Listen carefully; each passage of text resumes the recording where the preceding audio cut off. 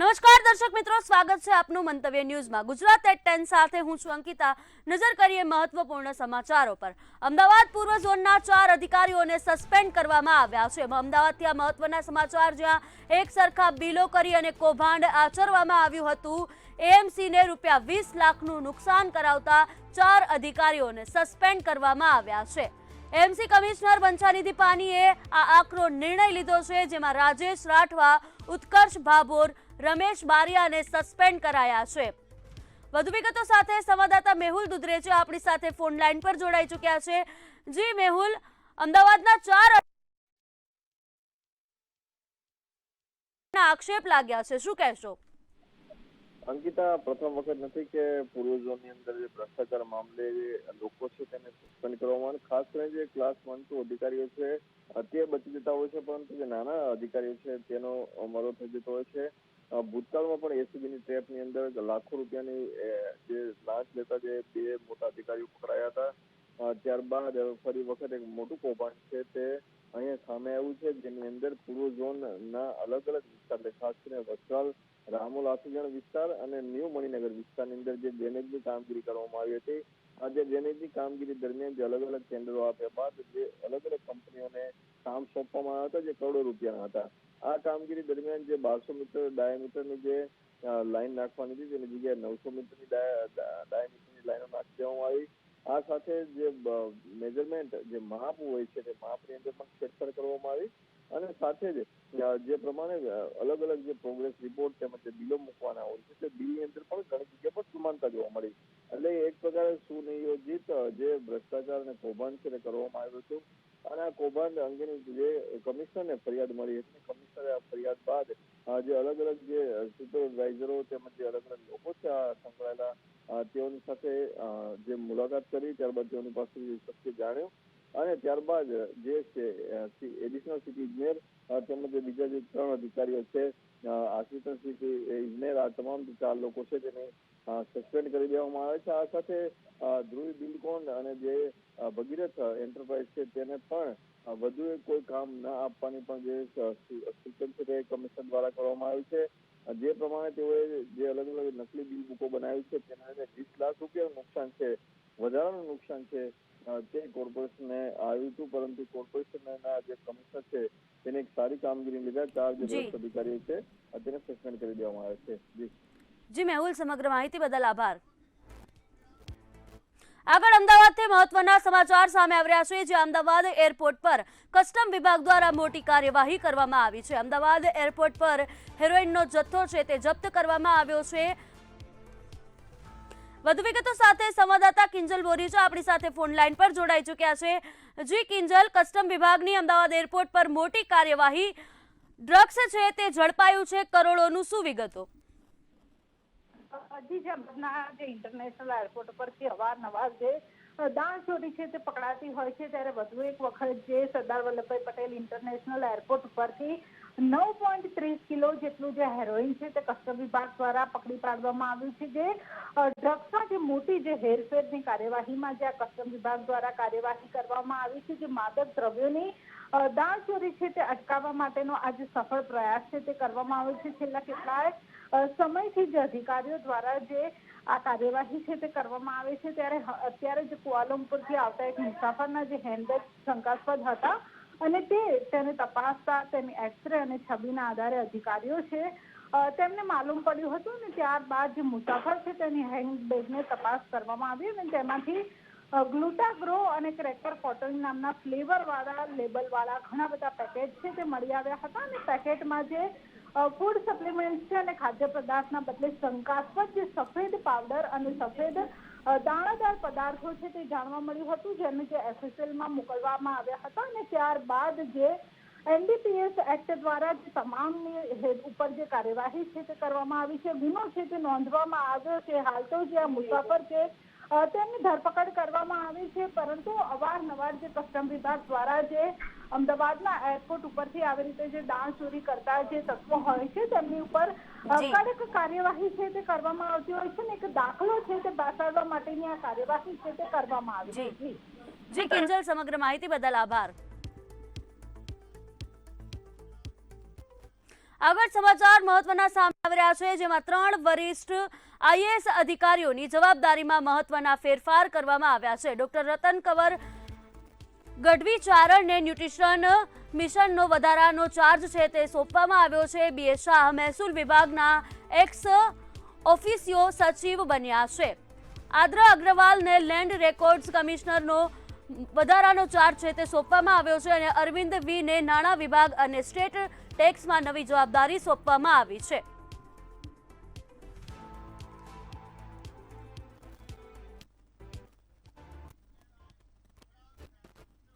આગળ અમદાવાદથી સમાચાર સામે આવી રહ્યા છે, જ્યાં વિરમગામમાં નશામાં ધૂત કોન્સ્ટેબલનો હંગામો છે તે જોવા મળ્યો છે. નશામાં ધૂત પોલીસ કોન્સ્ટેબલે જાહેરમાં ઉત્પાત મચાવ્યો છે. કાર ચાલક સાથે માથાકૂટ કરી જાહેર રસ્તા પર મારામારી કરી છે. નશામાં કોન્સ્ટેબલે કારના કાચ પણ તોડી અને ભારે નુકસાન કર્યું છે. બચાવવા આવેલા પીએસઆઈ સામે પણ રોફ બતાવ્યો હતો. ઘટનાથી બજારમાં લોકોમાં ભારે અફરાતફરી સર્જાઈ હતી. પોલીસે કોન્સ્ટેબલની અટકાયત કરી અને કાર્યવાહી શરૂ કરી છે. વધુ વિગતો સાથે સહયોગી મહેન્દ્ર આપણી સાથે ફોન લાઈન પર જોડાઈ ચૂક્યા છે. જી મહેન્દ્ર, પોલીસ કોન્સ્ટેબલ જ ક્યાંક દારૂના નશામાં છે તે જોવા મળી રહ્યો છે અને જાહેરમાં તેણે ઉત્પાત મચાવી લોકોમાં ભયનો માહોલ, શું કહેશો? જી બિલકુલ અંકિતા, વિરમગામ શહેરમાં જે ખાખીને દાગ લગાડતો એક કિસ્સો સામે આવ્યો છે, જ્યાં કાયદાનો રક્ષક જ ભક્ષક બન્યો હોય તેવું જોવા મળ્યું છે. ત્યારે વિરમગામના ગોલવાડી દરવાજા બહાર એક પોલીસ કોન્સ્ટેબલ નશામાં ધૂત હાલતમાં જોવા મળ્યો હતો અને તેણે નશાના જોરમાં રસ્તા પરથી પસાર થઈ રહેલી એક કાર ચાલક સાથે માથાકૂટ કરી અને પોતાનો રોપ જમાવ્યો હતો. વાત આટલેથી અટકી નહીં અને નશામાં ભાન ભૂલેલા આ પોલીસ કોન્સ્ટેબલે કારના કાચ તોડી નાખ્યા અને કાર ચાલક સાથે મારામારી પણ કરી હતી. જાહેર રસ્તા પર ચાલી રહેલી આ હંગામાની જાણ થતાં જ પોલીસનો કાફલો પણ ઘટના સ્થળે આવ્યો. આ બબાલ દરમિયાન જ્યારે પીએસઆઈ મામલો શાંત પાડવા ત્યાં આવ્યા ત્યારે નશામાં ચૂર કોન્સ્ટેબલે તેમની સાથે પણ ઉગ્ર બોલાચાલી કરી હતી.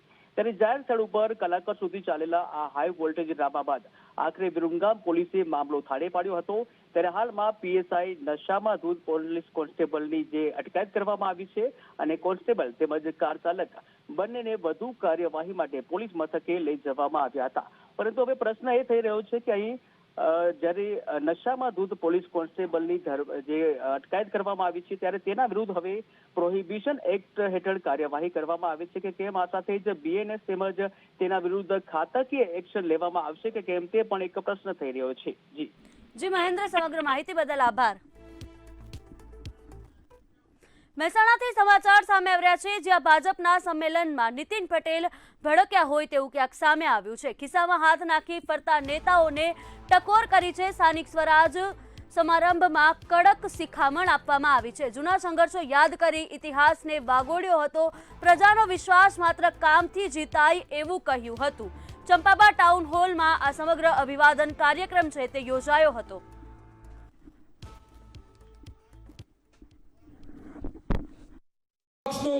તમને કમળનું મળે, પક્ષનો મેન્ડેટ મળે, કાર્ય સહયોગ મળે, પ્રજા નરેન્દ્રભાઈને જોઈ, કમળને જોઈ, ભૂપેન્દ્રભાઈની સરકારની આપણી કામગીરી જોઈ, જગદીશભાઈ વિશ્વકર્મા પ્રદેશ પ્રમુખનું કામ જોઈ અને કમળને ફટફટ મત આપી દે.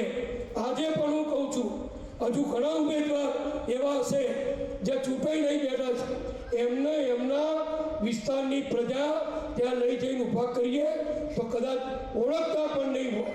નગરપાલિકામાં પણ હું કહું કે 28 બિનહરીફ જીત્યા, એ પહેલાં પણ આપણે ગઈ વિધાનસભા નગરપાલિકામાં પણ બિનહરીફ જીત્યા હતા. અમદાવાદના બાવળા નગરપાલિકામાં વીજળીના બેફામ વેડફાટ છે તે ક્યાંક જોવા મળી રહ્યો છે. ચીફ ઓફિસરની ઓફિસમાં વીજળીના બેફામ વેડફાટ છે તે જોવા મળ્યો હતો. લાઇટ પંખા ચાલુ હોવાના દ્રશ્યો છે તે કેમેરામાં કેદ થયા હતા. સરકારની ઉર્જા બચાવો અપીલ વચ્ચે બેદરકારી પર અનેક સવાલો છે તે ઊભા થઈ રહ્યા છે. વીજળી વેડફાટથી સરકારી ખજાનાને નુકસાન છે તે પહોંચી રહ્યું છે. જવાબદારો સામે કાર્યવાહી થશે કે કેમ તે આગળ જોવું રહ્યું.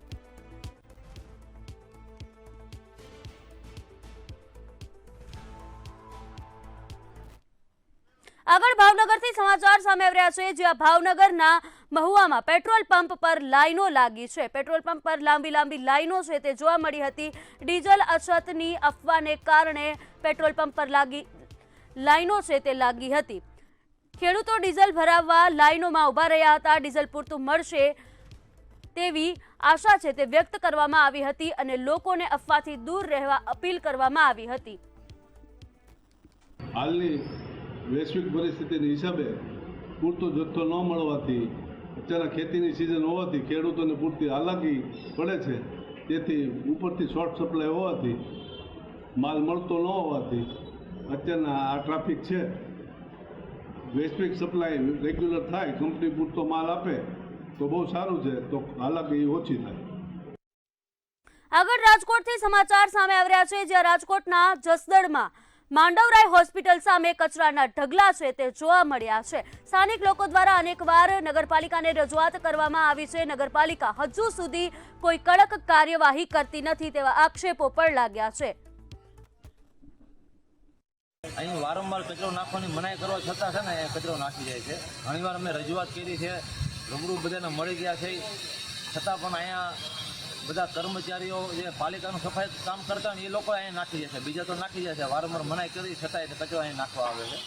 અમારો પ્રશ્ન એ છે, અમારી દુકાનનું ધંધાથી અમે અહીંયા છે ઉડીને બધો કચરો અમારા અહીંયા આવે છે અને અમારા સ્વાસ્થ્ય માટે પણ આ તકલીફની જોખમરૂપ બને એમ છે.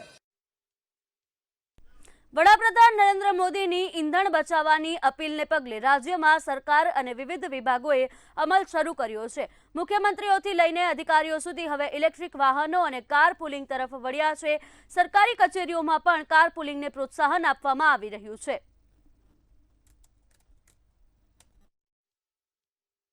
સમયમાં વૈશ્વિક સ્તરે ક્રૂડ ઓઇલના વધતા ભાવો અને માનનીય વડાપ્રધાન શ્રી દ્વારા અપાયેલ કરકસરમાં આહવાનને ધ્યાનમાં રાખી અને માનનીય મુખ્યમંત્રી શ્રી અને રાજ્ય સરકારના વડપણ હેઠળ નિગમ દ્વારા નવી 300 બસો પ્રજાની સેવામાં મૂકવામાં આવેલ છે, જેમાં કોઈ પણ લોકાર્પણના કાર્યક્રમો યોજવામાં આવનાર નથી. તે સાથે નિગમ દ્વારા પ્રથમ વખત ફ્રન્ટ અને રિયર એર સસ્પેન્શનવાળા BS6ના પ્રકારના 52 સીટિંગ કેપેસિટીના નવા વાહનો તથા મિની બસોનો પણ તેમાં સમાવેશ કરવામાં આવેલો છે. વડોદરામાં કોર્પોરેટર આશિષ જોશી સામે પોલીસ કેસને લઈને કોંગ્રેસ મેદાને આવી છે. શહેર કોંગ્રેસના પ્રમુખ અને અન્ય હોદ્દેદારો કલેક્ટર કચેરી ખાતે પહોંચ્યા હતા અને જ્યાં રાજ્યપાલના નામે આવેદનપત્ર આપવામાં આવ્યું હતું. તેમજ કોંગ્રેસ કોર્પોરેટર આશિષ જોશી સામે ખોટા કેસ ઊભા કર્યાના આક્ષેપ પણ લાગ્યા હતા. સાથે જ ભાજપ તાનાશાહી અને સત્તાનો દુરુપયોગ કરતી હોવાના પણ આરોપ લગાવવામાં આવ્યા છે.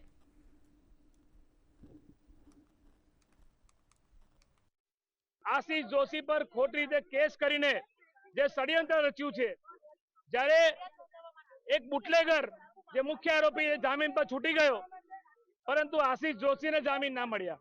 ઉપરથી આશિષભાઈની ઉપર જે જૂના એમના જે 4 કેસોમાં નિર્દોષ છૂટી ગયેલા, એવામાં બોગસ 111 દાખલ કરવામાં આવી. એટલું જ નહીં, જે રીતે સંખેડાનો પોલીસ સ્ટાફની ભૂમિકા શંકાસ્પદ છે. અમારી માંગણી છે, સંખેડાના પીઆઈના કોલ રેકોર્ડ, એમની કોલ ડિટેલ ચેક કરવામાં આવે. જે તપાસ અધિકારી છે એની કોલ ડિટેલ ચેક કરવામાં આવે. કારણ કે અવારનવાર ભાજપના નેતા અને ત્યાંના સ્થાનિક ધારાસભ્યો એમની પર ફોન આયા કરતા હતા. અને જે મારુતિ વાનમાં આ લોકોએ બતાવ્યું છે કે જેમાં એ દારૂ લાયા હોય, તો એ મારુતિ વાન અમે જ્યાં સંખેડા પોલીસ સ્ટેશનમાં જોઈ કે કઈ સ્થિતિમાં પડી છે. એના ફોટા પણ અમે અમારા વકીલે રજૂ કર્યા છે. બુટલેગર દ્વારા આશિષભાઈનું નામ લેવામાં આવ્યું, પરંતુ કંઈક ને કંઈક આશિષભાઈને ખોટી રીતે ફસાવાનું છે એ પણ સામે આવ્યું છે. કેમ કે એમાં જે નંબર પ્લેટમાં બતાવવામાં આવ્યું કે નંબર પ્લેટ નથી, પરંતુ વાસ્તવિકતા જોવા જઈએ તો ગાડીની નંબર પ્લેટ પણ છે. એવા પણ ગઈકાલના જે દ્રશ્યો સામે આવ્યા છે. જે રીતે આશિષભાઈ સત્યની સાથે રહ્યા, બોટ પીડિત જે હરની બોટ પીડિતો હતા એમને ન્યાય અપાવવા માટે લડત લડી છે અને પ્રજાએ જનાદેશ એમના તરફેણમાં એટલે કે આશિષભાઈને પ્રજાએ જીતાડ્યા છે. જેથી કરીને કિન્નાખોરી રાખીને ભારતીય જનતા પાર્ટીથી હાર સહન ન થતા આશિષભાઈને ખોટા કેસમાં ફસાવવાનું કાવતરું કરવામાં આવી રહ્યું છે.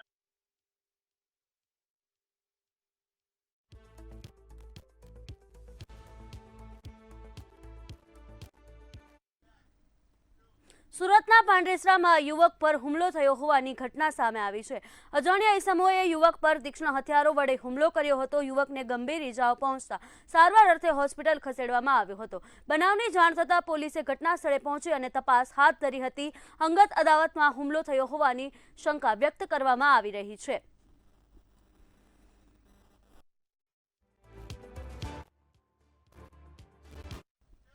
મિડલ ઇસ્ટ યુદ્ધના કારણે સર્જાયેલ ઈંધણની કટોકટી વચ્ચે પંચમહાલના શહેરોમાં ધારાસભ્ય જેઠાભાઈ ભરવાડે પ્રેરણાદાયી પહેલ કરી છે. તેઓ મોંઘી ગાડીઓનો કાફલો છોડી અને ચાંદરગઢીથી શહેરા સુધી આશરે 30 કિલોમીટરનો રસ્તો છે તે સામાન્ય રિક્ષામાં બેસી અને લોક પ્રશ્ને સંભળાય તેવી રીતના તેમણે આ રસ્તો છે તે કાપ્યો હતો. ધારાસભ્યએ નાગરિકોને પેટ્રોલ ડીઝલ બચાવવા અને ઇલેક્ટ્રિક વાહનનો વધુમાં વધુ ઉપયોગ કરવા ખાસ અપીલ પણ કરી છે.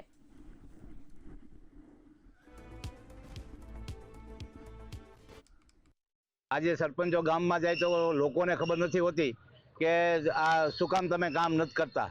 એ સરપંચો ઉપર દોડે છે. સરપંચો ઇરાદાપૂર્વક કામ નથી. ખરેખર વહીવટી તંત્ર અમને કામ કરવા દેતું નથી. અમને એસ્ટિમેટો મળતા નથી. નવા કામના ઓર્ડરો કરતા નથી. એટલે આજે અમે ન છૂટકે અલ્ટિમેટ આપીને 17 તારીખનું અલ્ટિમેટ આપ્યું હતું. આજે 18મી તારીખે અમે અહીંયા તમામ સરપંચો ચોક્કસ મુદતની હડતાલ ઉપર વિચાર છે. અગાઉ અલ્ટિમેટમમાં આપેલું કે ભાઈ અમારા વિકાસના કામ અટકેલા છે, તેમજ નવા એસ્ટિમેટ તેમજ કામ કોઈ બીજા નવા કામ આપતા નથી. એટલા માટે અમે 18 તારીખ પછી કે ભૂખ હડતાલ ઉપર બેસ્યું. તો આજે અમે 42 ગામના સરપંચો ભૂખ હડતાલ ઉપર બેઠા રહી. અને અમુક સરપંચો અમારી પાસે બિલ માટે આવેલા, પણ એ બિલો જૂના ઓક્ટોબર ડિસેમ્બર વખતના કામો થયેલા, જે જૂના એન્જિનિયર દ્વારા કરાવેલા હતા. આરએમબીના નિયમ પ્રમાણે જે કામ જે તે એન્જિનિયરે કરાવેલો હોય તેને જ તેનું બિલ કરવાનું હોય, તેના માફો તે જ લઈ શકે. એટલે તે બિલો તે દિવસથી પેન્ડિંગ છે. પ્લસ એ બિલો મારા હાથે આવતા મેં જોયું તેમાં એસવારમાં ભાવ ફેર છે, એસ્ટિમેટો ખોટા છે. ભાવનગર મહાનગરપાલિકાના સોલિડ વેસ્ટ વિભાગ દ્વારા સિંગલ યુઝ પ્લાસ્ટિક વિરુદ્ધ મોટી કાર્યવાહી કરવામાં આવી છે. તંત્ર દ્વારા આંબાચોક અને મામા ખાંડણિયા વિસ્તારની દુકાનો તેમજ ગોડાઉનમાં આકસ્મિક સર્ચ ઓપરેશન હાથ ધરી અને 1 ટનથી વધુ પ્રતિબંધિત પ્લાસ્ટિકનો જથ્થો છે તે ઝડપી લેવાયો હતો. સંગ્રહખોર વેપારીઓને મોટો દંડ પણ ફટકારતા સમગ્ર બજારમાં ભારે ફફડાટ વ્યાપી ગયો હતો.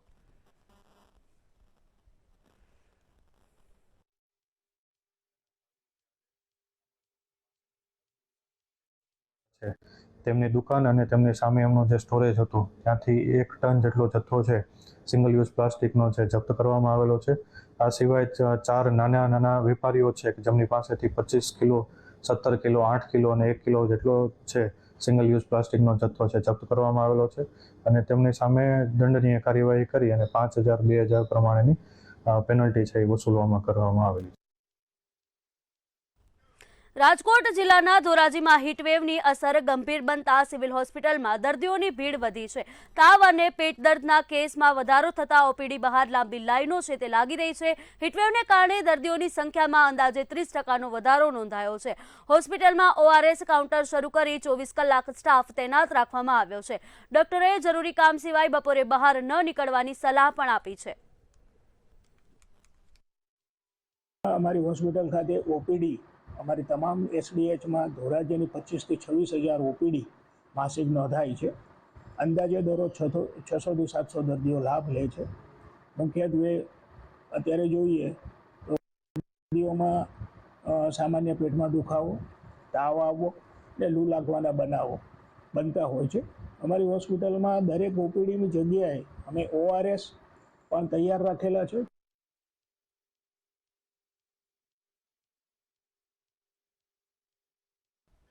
અમદાવાદમાં ઈંધણની બચત વચ્ચે પેટ્રોલ પંપ દ્વારા એક કાર્યવાહી છે તે જોવા મળી રહી છે, જેમાં શહેરના રિંગ રોડ પર આવેલ નાયરા પેટ્રોલ પંપ છેલ્લા 2-3 દિવસથી બંધ હાલતમાં જોવા મળ્યું હતું. પંપ પર હાજર કર્મચારીના જણાવ્યા મુજબ ઈંધણનો સ્ટોક ન હોવાને કારણે હાલ પંપ બંધ રાખવામાં આવ્યું છે. પેટ્રોલ અને ડીઝલનો સ્ટોક ન આવતો હોવાને કારણે કર્મચારીઓ છે તે ક્યાંક હવે મુશ્કેલીમાં મૂંઝાયા હોય તેવો દાવો વ્યક્ત કર્યો છે.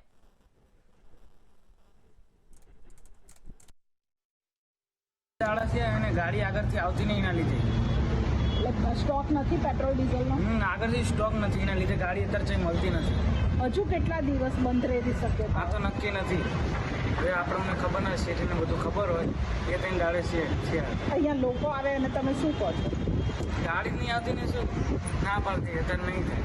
અમદાવાદમાં વધુ એક પેટ્રોલ પંપ છે તે બંધ જોવા મળી રહ્યો છે. એસપી રિંગ રોડ ખાતે, વટવા ખાતે આવેલો છે નયારાનો જે પેટ્રોલ પંપ છે તે પણ હાલ બંધ જોવા મળી રહ્યો છે. ડીઝલ અને જે પેટ્રોલની અછતને કારણે આ પેટ્રોલ પંપ છે તે બંધ કરવામાં આવ્યો છે. આ પેટ્રોલ પંપ ઉપર કોઈ પણ કર્મચારી છે તે પણ હાજર નથી અને આ પેટ્રોલ પંપ છે ત્યાં બેરિકેડિંગ કરીને પેટ્રોલ પંપ છે તે બંધ કરવામાં આવ્યું છે. અહીંયાથી જે પસાર થતા વાહન ચાલકો છે તેમને પણ બેરિકેડિંગ જોઈને પરત ફરવું પડી રહ્યું છે. દેશમાં હાલ જે ઈંધણની અછતની વચ્ચે અમદાવાદના અનેક પેટ્રોલ પંપો છે તે બંધ થઈ રહ્યા છે. પેટ્રોલ ડીઝલ જે સાચવીને વાપરવાની, ઈંધણ સાચવીને વાપરવાની વડાપ્રધાન દ્વારા અપીલ કરવામાં આવી છે અને બીજી બાજુ જે ઈંધણનો સ્ટોક છે તે પેટ્રોલ પંપ ઉપર નથી પહોંચી રહ્યો અને તેના જ કારણે શહેરના પેટ્રોલ પંપો છે તે હાલ બંધ જોવા મળી રહ્યા છે. કેમેરા પર્સન રશ્મિ પટેલ સાથે કિંજલ મોદી, મંતવ્ય ન્યૂઝ, અમદાવાદ. અમદાવાદના આનંદનગર વિસ્તારમાં એક મહિલાએ બિલ્ડિંગ પરથી કૂદીને આપઘાત કરી લેતા ચકચાર મચી હતી. 48 વર્ષીય મહિલા સુદર્શન એપાર્ટમેન્ટમાં પહોંચી હતી અને ત્યાંથી પડતું મૂકી જીવન ટૂંકાવ્યું હતું. પ્રાથમિક તપાસમાં મહિલા લાંબા સમયથી બીમારીથી પીડાઈ રહી હોવાનું સામે આવ્યું છે.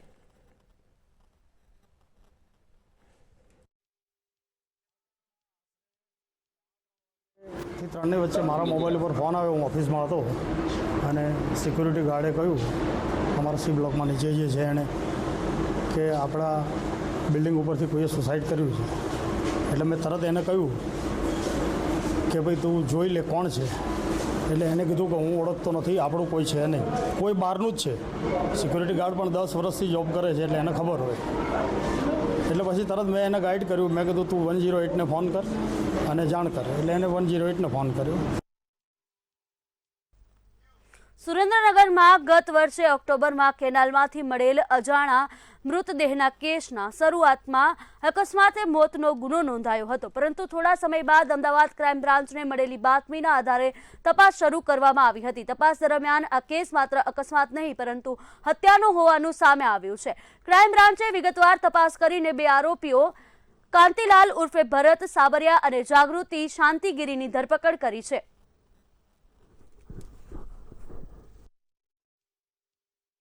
તો એ અકસ્માત મોતની તપાસમાં આ કડી ખુલવા પામેલી છે. આ જે બનાવ જે બન્યો છે અથવા તો આ જે આરોપીઓએ પોતાની પ્રાથમિક પૂછપરછમાં જે પ્રમાણે ગુનાની ઘટનાને વર્ણવી છે અને એના લગતા જે સાક્ષીઓ પણ મળ્યા છે અને સાક્ષીઓએ પણ આ વાતને સમર્થન આપેલું છે કે હા આ પ્રકારનો બનાવ બન્યો હતો. એટલે હવે આ આધારે ધ્રાંગધ્રા પોલીસ ત્યાં 300 હત્યાનો ગુનો નોંધશે. આગળ રાજકોટથી સમાચાર સામે આવી રહ્યા છે, જ્યાં રાજકોટના એસસીએ મામલે વિવાદ વધુ ઉગ્ર બન્યો છે. રાજકોટથી સમાચાર, જ્યાં એસસીએ મામલે વિવાદ છે તે વધુ ગાઢ બન્યો છે. સુપ્રીમ કોર્ટના આદેશ છતાં મનમાનીના આક્ષેપ લાગ્યા છે. રાજકોટથી આ સમાચાર છે, જેમાં એક જ પરિવારના નિયંત્રણ પર પીઆઈએલ દાખલ થઈ હતી. હાઈકોર્ટ દ્વારા તપાસ કમિટીની રચના છે તે કરવામાં આવી છે. તો એસસીએ મામલે જે વિવાદ છે તે ગાઢ બન્યો છે. આવતીકાલે નિવૃત્ત જજની આગેવાનીમાં કમિટી આવશે.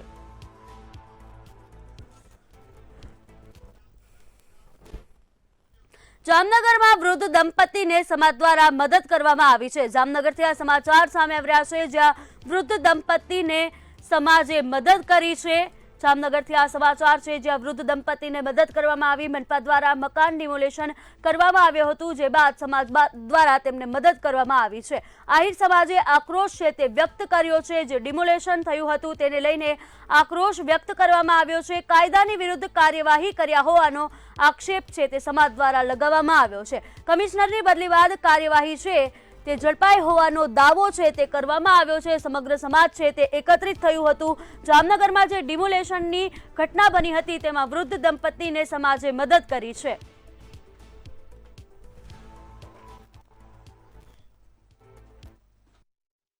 અમુ મિત્ર દ્વારા કે જામનગરના બિલ્ડર દમણ ફળદુની જમીન પાછળ આવેલી હોય એ જમીનમાં આગળના રસ્તો આ લોકો રહે છે.